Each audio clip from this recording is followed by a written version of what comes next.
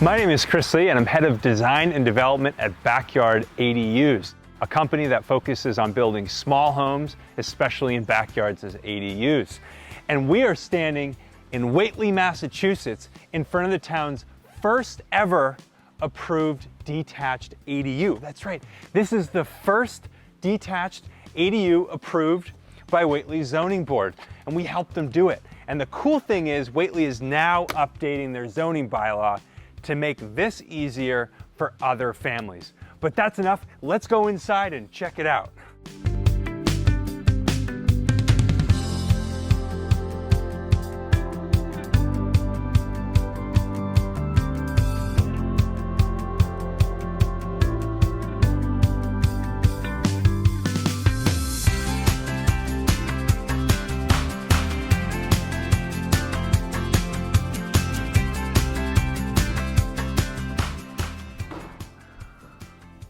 Welcome to this beautiful backyard home. And we're gonna start in what makes this place unique is this oversized living room space, but with a smaller efficiency kitchen.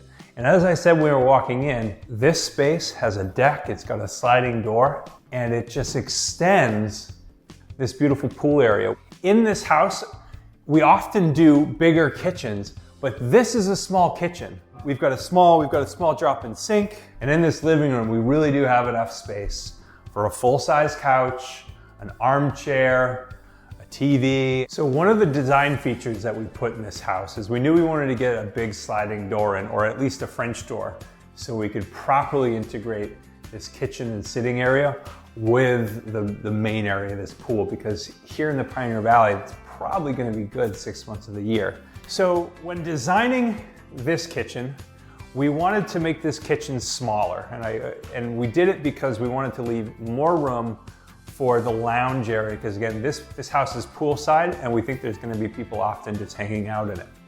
So to do that, we have a smaller double sink, but we do have some counter spot to the left of it, because if you just have a sink and no counter, it's basically a non-functional kitchen. So we've got just over 1.5 feet here, and we did use mini appliances in this kitchen. So in this space, there's gonna be a 24-inch stove, and it's still gonna be a 4-burner stove. And then right next to it, there is space for a 24-inch wide fridge, which is a smaller fridge. They do make them, and between the two of these, two 24-inch appliances, we're saving a foot of space. But as I said, this is still a functional kitchen. You never want to make a small kitchen that doesn't actually work. So in this teeny space, we have an extremely functional kitchen. All right, so on the way into the bedroom and bathroom area, we're in a teeny little hallway. But as in all of our small homes, we never do hallways just for hallways. In this space, we've got the front door. So you're coming in, and it's not wasting space because you have to be able to come in the house. But you come in and you have a transition zone. There's a little coat closet right here. Looks like this family's gonna be using it as a pantry, but this can actually be split as well. So right now we've got it set up as a full pantry, but you could have one half for hanging coats. And again, in New England, you gotta have a place to come in that front door, take off your coat, whether it be a raincoat or a winter coat, kick off your shoes, and transition into your small house.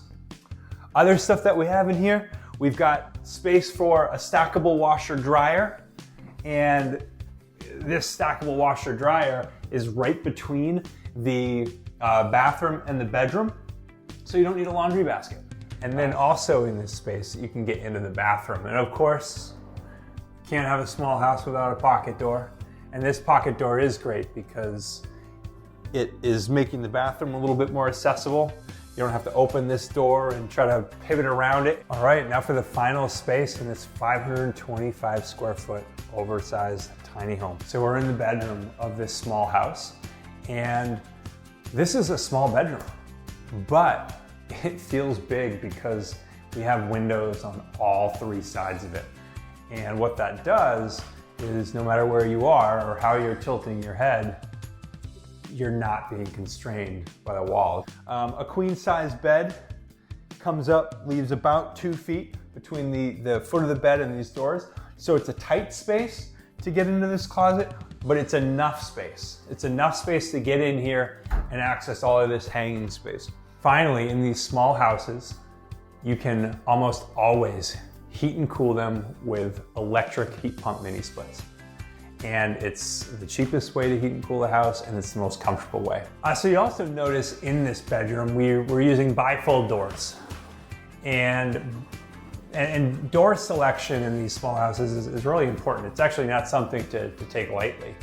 Bifold doors are saving you space this way, so you're not swinging into a room quite as much. And as I explained, the bed here, this has to be bifold doors, because opening a full 2-foot swing door is potentially going to hit the end of the bed. When you try to walk around, you're not going to be able to open that door without trying to get out of the way of it. And again, if you're starting to have mobility problems, or whoever you're going to have living in here, you don't want them trying to pivot around stuff. You've got to make it easy to do. So bifold doors can be great, and they have their purpose, and this specific spot is one of them. So while we were looking at the bedroom, I remember there's one more thing that I want to point out. Now, I've been harping on the fact how big this feels. And one of the reasons is quite simply the color of this wall. And designers call that an accent wall. And it's quite simply just a darker or standout color. And when you put that at the end of a space, it's going to give you the optical illusion that you're getting dragged towards it. And it's going to make the entire room feel bigger.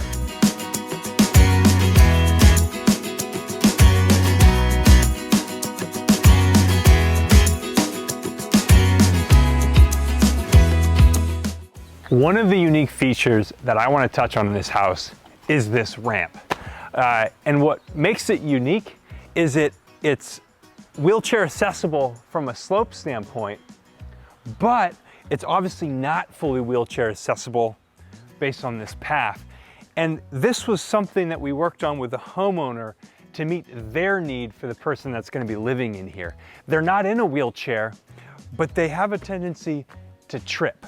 So we wanted to eliminate the stairs, but we didn't have to make it perfectly inaccessible. And that's a great example of finding the right mix between full ADA compliance and meeting the needs of whoever is going to be living in the house.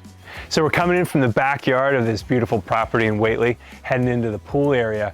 And we want to show you the outside of this backyard home from Poolside, because oh my gosh, what a spot for someone's mom, or in this case, someone's brother, to live in their own separate space. Just wonderful. They've even got their own deck to hang out on in the shade. And this is a relatively small deck. It's just big enough to get chairs on here and sit sideways and enjoy the shade.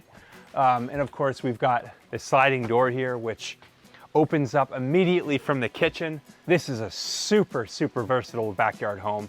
And my gosh, look at this setting. Look at the landscaping. It's just beautiful.